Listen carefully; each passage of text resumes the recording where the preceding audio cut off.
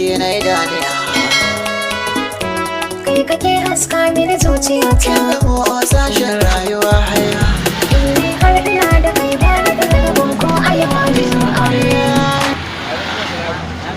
Ya kake? Lafiya kalau. Lafiya.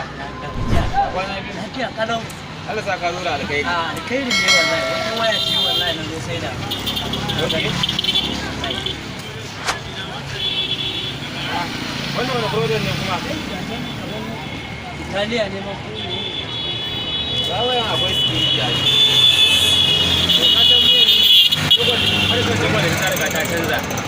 Dole in kana so mu sai wayan nan sai ka zo da kwalinta sannan kuma an cire security. Zai yi in sai waya da security a babu kwali saboda tsaro. Saboda haka ga wayar ta.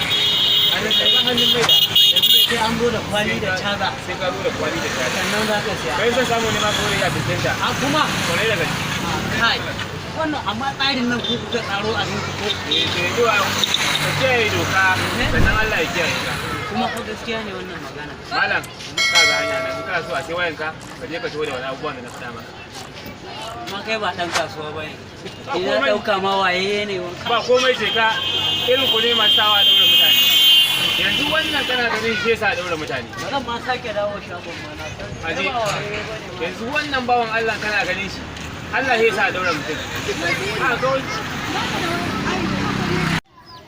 ga assalamu alaikum malam ya gajiya ya gida harkoki wato waya ne na gani a nan na dauka to da na je saidawa sai mai siya ya ce in kawo mashi caza da kwali da kwadin shi ne na zo ka bani.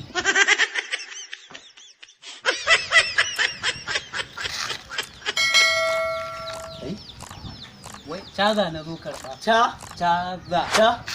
Hello.